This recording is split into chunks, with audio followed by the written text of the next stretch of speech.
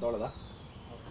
So special intensive revision ಬಗ್ಗೆ ಇವತ್ತು ಕ್ಯಾಬಿನೆಟ್ನಲ್ಲಿ ಚರ್ಚೆ ಮಾಡುವಂಥದ್ದು, ಜೊತೆಗೆ ಕೇಂದ್ರ ಸರ್ಕಾರಕ್ಕೆ ಪತ್ರ ಬರೆಯುವಂಥ ಪ್ಲಾನು ಇರೋದು ಯಾವ ಥರ?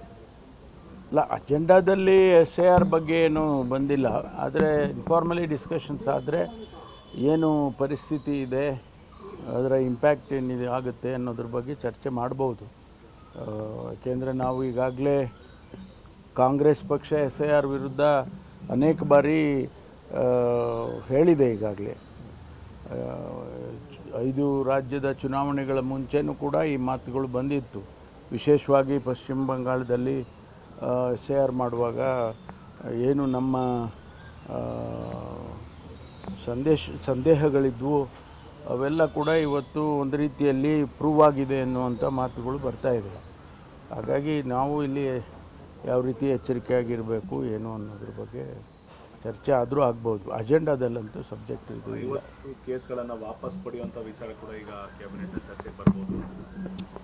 ಅಲ್ಲ, ಈಗ ಕ್ಯಾಬಿನೆಟ್ ಅಜೆಂಡಾದಲ್ಲಿ ಯಾವ್ದು ಬರ್ತಾ ಇದೆ ಅನ್ನೋದು ಈಗ ನಾವು ಬಹಿರಂಗ ಮಾಡೋಕ್ಕಾಗುತ್ತಾ?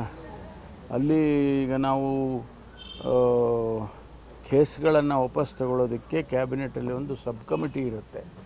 ಆ ಸಬ್ ಕಮಿಟಿ ಅವರು ಏನು ತೀರ್ಮಾನಗಳನ್ನು ಮಾಡಿರ್ತಾರೆ ಅದನ್ನು ಸಂಪುಟಕ್ಕೆ ತರ್ತಾರೆ.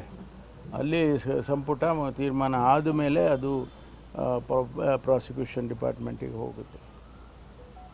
HSR ಲೇಔಟ್ನಲ್ಲಿ ಪೊಲೀಸ್ ಇನ್ಸ್ಪೆಕ್ಟರ್ನೇ ತಮ್ಮ ಸಂಬಂಧಿಕರ ಜೊತೆ ಸೇರಿಕೊಂಡು ಒಂದು ಚಿನ್ನದ